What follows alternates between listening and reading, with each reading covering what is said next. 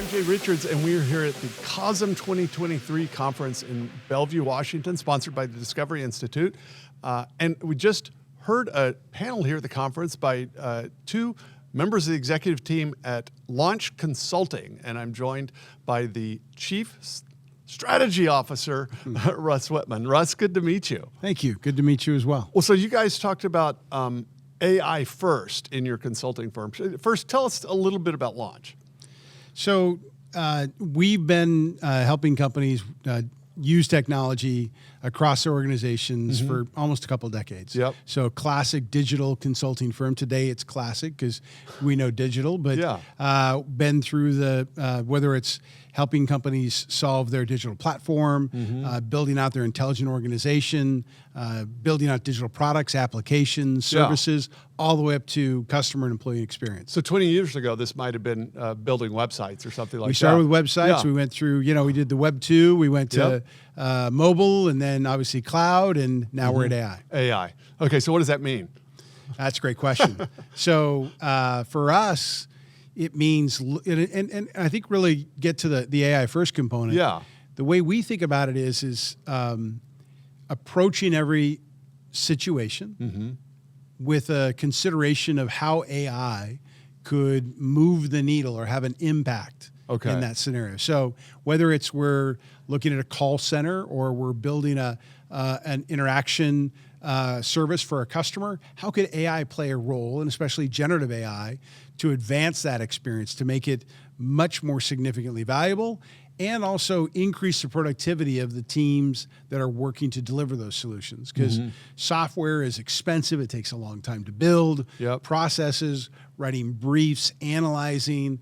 One of the big things we do is we get in and understand what companies' processes and experiences are today.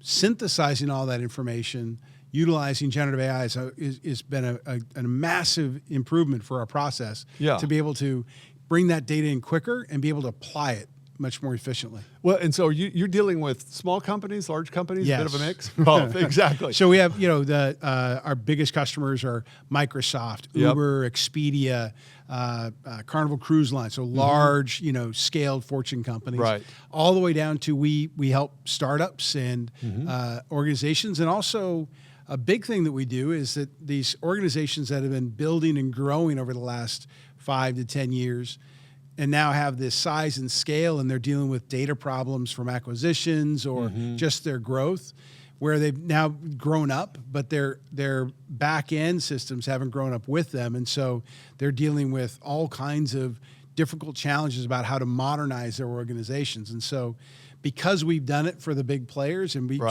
we cut our teeth and grew up in digital with Microsoft and these other companies, we get to apply those learnings and experiences to a broader set. And so it gives us a really interesting flavor across the ecosystem. Well, so you tell me if the question I ask you is proprietary or not, but I mean, what are you seeing?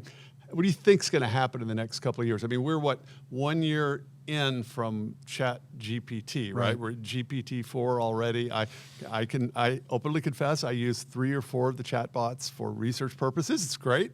But it's clearly a sort of moment. We're at a threshold, very much like the moment everyone had access to Google. Totally. And, what do you think is going to happen the next couple of years? Well, I think first of all, we talked a bit in our talk about sort of the human component and the ability to apply it and adopt it. And we talk about, we've seen this consistently, how people are taking maybe new technology and applying it in the same approach they might have in the past.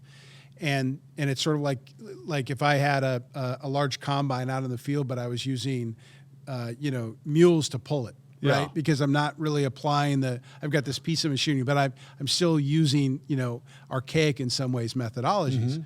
So I think when you think of, that's a big piece. Like, and then over the next 2 years, we're going to get really comfortable with using these. Like you're using 4. I don't want to admit how many different tools I've tried and played with. Because I might be slightly embarrassed about it, but I've fallen down the rabbit hole. I've yet to find the bottom of the pool, let alone the sides, because there's so much happening. And so we're kind of almost paralyzed by the volume. Honestly. And and it's exhaustive almost, right? So I got to know that you got to felt the same thing. So you think 2 years out, there's a few major things that'll shift. One is humans are going to go, oh, okay, like I get it now. Okay, I don't need to do that because I can do this. Yes. Yeah. And they'll start with, and it's what happens every day, that having an AI first mentality says, instead of going and doing it the way I used to, I go, how can I apply AI to that and jump right into it? And I'm finding that we're creating faster and iterating faster before we used to like design, plan, think. So we're changing our methodology, so that's going to shift.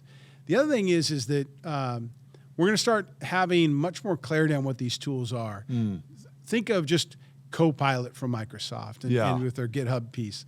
They're sort of establishing what is a set of rules around what a product functionality is. We now know what a smartphone is. There was a time where we didn't know what a smartphone was. That's right.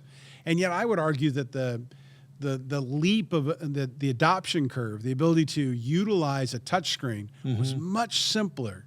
That was maybe one of the most amazing things that Apple brought to us, right? Purely physical kind of interaction. It just worked. It was magic. Yes. This is magic you have to kind of work at. It is like how you do the prompt, right? Exactly. There's a skill that you have to And it develop. doesn't always work out. No. Every time I would swipe on a phone, it would do what it was supposed to do. Right. I'd tap on an app and Yes. it would magically do things.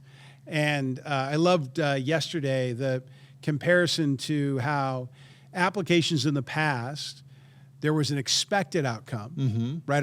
You'd almost project, if I do this, it's going to do this. We taught people the process. Right. There's now sort of this AI-powered applications are going to not be predictable. They're predictive. Yes. And so they change the way we think about interaction. And so the humans are going to change. That's a big one. The next one is the silicon and the models. We're going to understand what those models are and what those roles are. There's going to be this recipe, these wide volume of, think of an app store. Sure. And I can totally see an app store for models, Yeah. And going, oh, this one's great for this. It's got a bunch of reviews. I've got a bunch of feedback. Oh, that's fantastic. I'll choose that model today because I'm working in this situation. But right now we're trapped by silicon and energy. And I think what we've heard over the last couple of days is there's some really amazing folks working on that. I think we're going to solve those issues. Yeah, I certainly hope so. I mean, it's funny because I'm in the nonprofit sector, but I can tell you that people in the nonprofit sector, you'll have interns, you'll have research assistants, and a few months ago, I had some colleagues, and they said, "Well, my interns always help me with bibliographies." I said, why are they doing that? I mean, why didn't they just use one of the chats? You can pull up and do this in 30 seconds. And he said, well, then what would the interns do? I said, I don't know, but if they know how to use this, they're going to actually do something else. But don't have them do what the chatbot can do really well. And that's it. That's just where we are. We're all learning that, and there's that feedback. We think of the technology as a tool, but it also sort of changes the way we work and the way we think as well.